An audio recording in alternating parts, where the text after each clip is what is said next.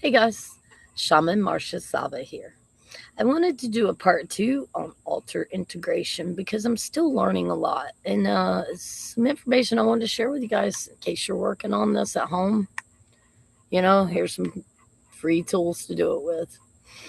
So, I was working with one particular person today, taught me a lot. Um,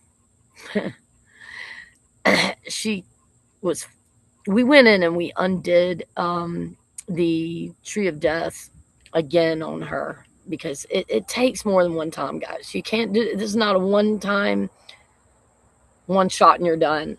Two with me is good. And then from there, go read the book and do it yourself. You're going to need to.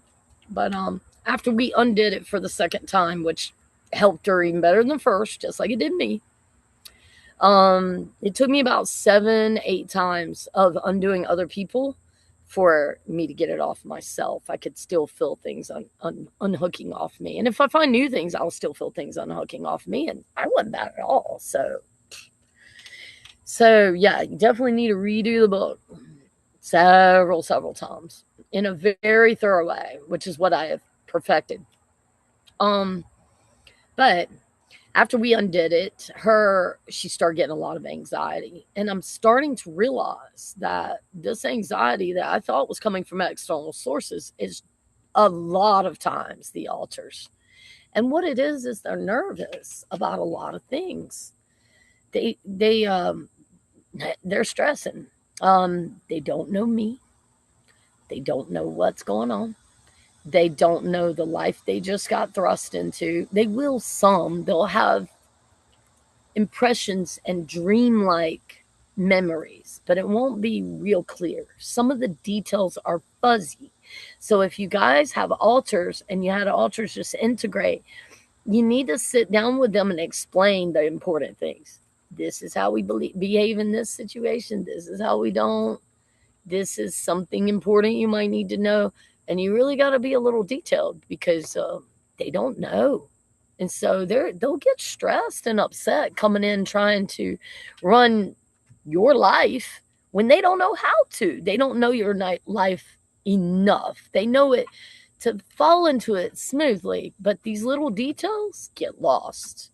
So if you guys don't spell it out for them, sit down and talk to them just like me and you right here and say, hey, look, guys, I know you just integrated. Thank you so much for coming. I'm so appreciative that you're here. I want to work with you. I want to make you happy.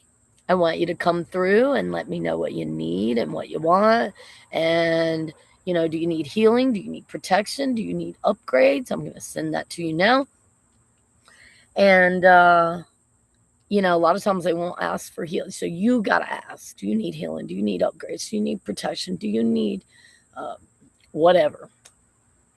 Whatever. What do you need?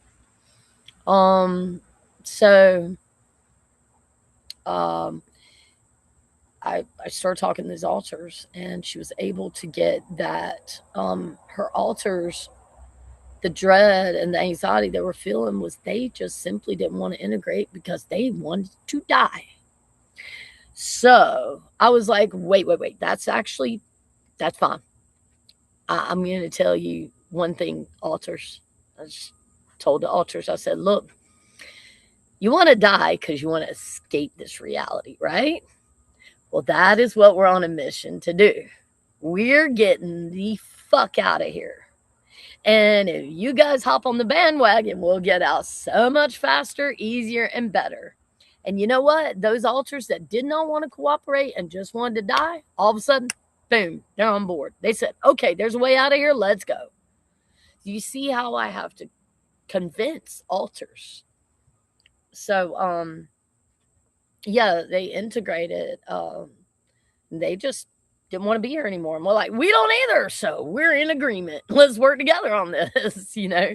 So it's just crazy stuff like that. You just gotta really make them happy, make them relax. They come in, they don't know who you are, who I am, what's going on. They're in a state of confusion. And then if you cast them into stressful situations that are going to be stressful because they don't know what's going on, then they're going to get anxious, and you're going to feel that bleed through as though you're anxious. So it's really important to work with your altars. And had something else cool happen, but I'm trying to remember what the hell it was. Well, maybe it'll come back to me. So, in Chris's case, and if you don't know that story, you must go back and listen to my podcast to understand even a fraction of it. That's all you're going to get, because I've never been able to even get out 3/4 of it. Two or one, sorry, 1/4 of it. I can't. Like, it's just too much that happened. Trying to catch people up is going to be insane. But in his case, when this assassin altar stepped forward, it's changed everything, and for the better. It's been for the better. Chris was breaking under the strain of the memories of trauma in this lifetime. And Mike stepped forward like a powerhouse and said, I got it. And I didn't even have to say anything. He said, we're going to take care of this, this, this, and this. And he just started getting on it. And I was like, dude, you're awesome. So again, we're still working on keeping the triggers down, but actually he's doing an amazing job.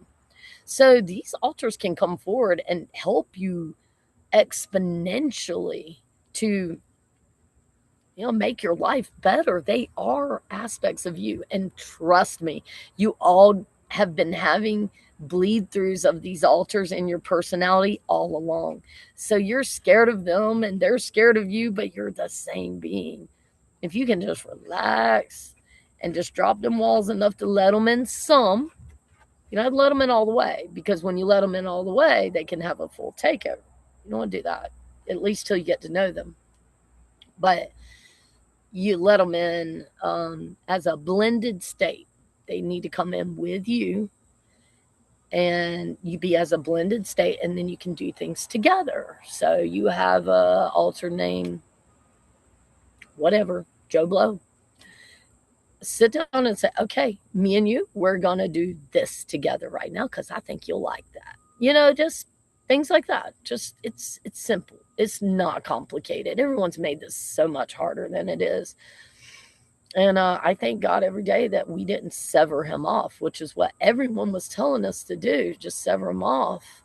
But Chris needed him, and he needed Chris, and we all needed each other. So it's not like you think, guys. There are parts of you, and you carry their, personalities and a lot of their memories within you, in your personality right now. So it's not going to be as strange as you think.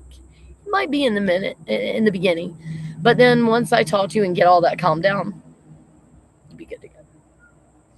So, I wanted to maybe spit out a few things that I've noticed key differences or gotten some info on as far as Mike and Chris. It's been weird. There's a full bleed through of both of their personalities into each other. So I have always seen the blend of Mike and Chris was Chris.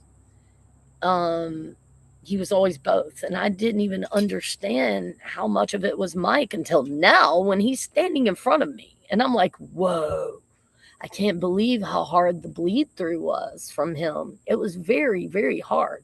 As a matter of fact, I would go as far as to say that in the beginning, there was more Mike and Chris than there was Chris. Up until we started doing things to sever these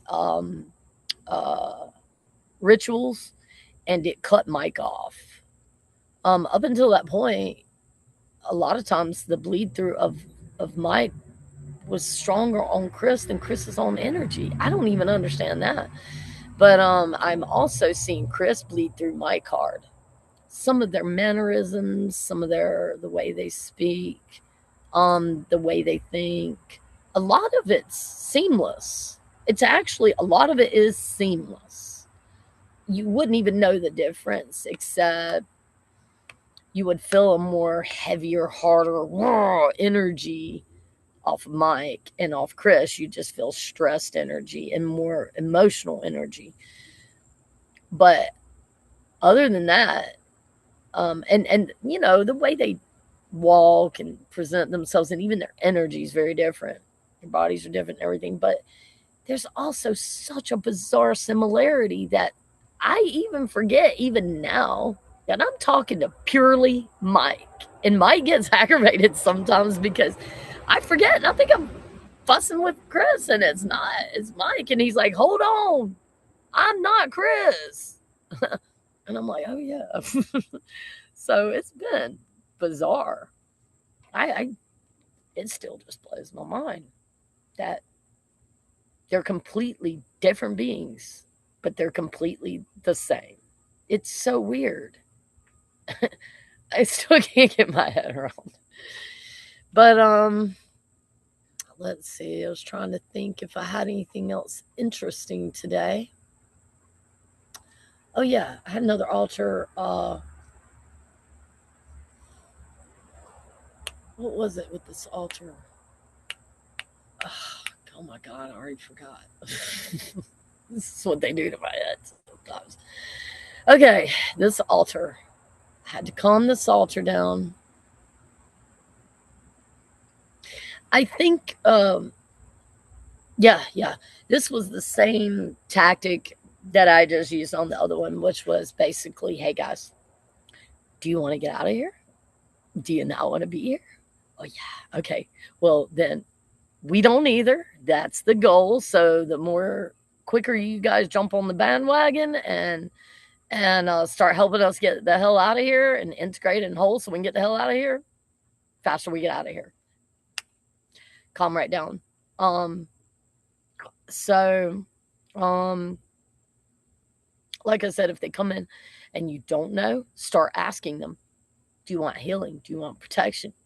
Do you want guidance? Do you want explanations? Do you want details of my life? Do you want whatever? Make sure you ask and listen for answers because they need things. Some of them lately just coming in wanting sleep. Sleep. I'm getting that. I got that again today. Just sleep. Just leave us all alone. Sleep. Just like done. Whatever you want, done. I don't care what it is, done. But yeah, that's the some of the newer, more interesting stuff. But yeah, work with your altars just like they're a person. Sit right down. I mean, sit right down and say, hey, let's create this together. Or how about you pick out whatever out of the store or whatever. Work with them and they'll integrate quickly and seamlessly when you do that.